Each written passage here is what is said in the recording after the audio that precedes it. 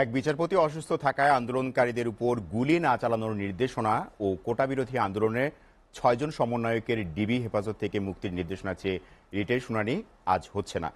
জানা গেছে, বেঞ্চের জুনিয়র বিচারপতি এস এম মাসুদ হোসেন দোলন অসুস্থতার কারণে ছুটি নিয়েছেন।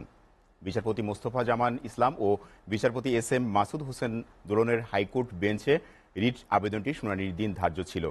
শুনানিকে কেন্দ্র করে সকাল থেকেই হাইকোর্টের এই বেঞ্চে আইনজীবী ও সাংবাদিকরা ভিড় করতে থাকেন। পরে জানানো হয়, বেঞ্চের জুনিয়র বিচারপতি ছুটিতে থাকায় আজ ডিভিশন বেঞ্চ বসছেন না।